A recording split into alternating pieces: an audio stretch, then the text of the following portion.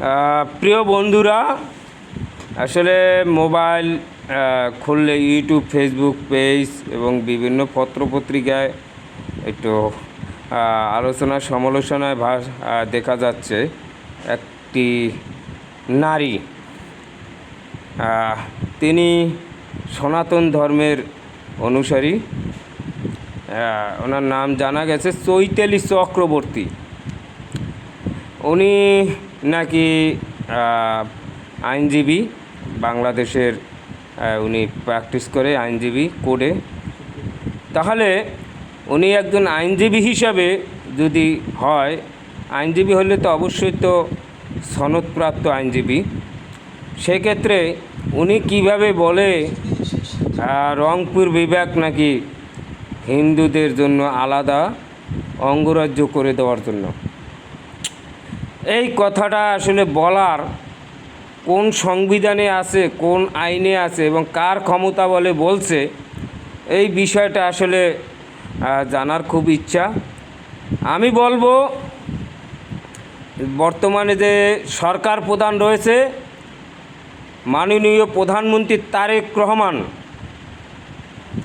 আপনার কাছে আমি প্রশ্ন করলাম, বাংলাদেশের একটা সাধারণ নাগরিক হিসাবে এইরকম উস্কানিমূলক বক্তব্য দিয়ে দেশে যেন একটা সাম্প্রদায়িক একটি দাঙ্গা হামলা করার চেষ্টা করতেছে, এর ব্যাপারে কতটুকু আপনার সরকার এবং আপনি প্রয়োজনীয় ব্যবস্থা এবং পদক্ষেপ নিয়েছেন, এটা আপনার কাছে আমি একজন সাধারণ নাগরিক হিসাবে প্রশ্ন করলাম।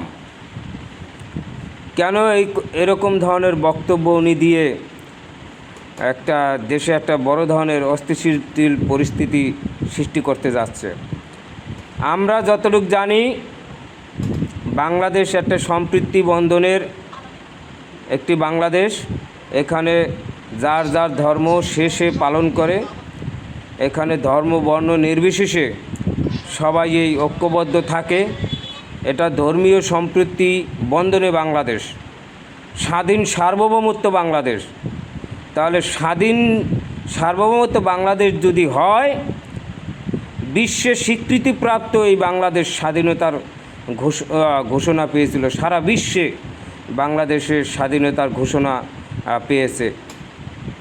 বাংলাদেশে 30 লক্ষ মা বোনের ইজ্জতের বিনিময়ে বাংলাদেশ স্বাধীন করেছে।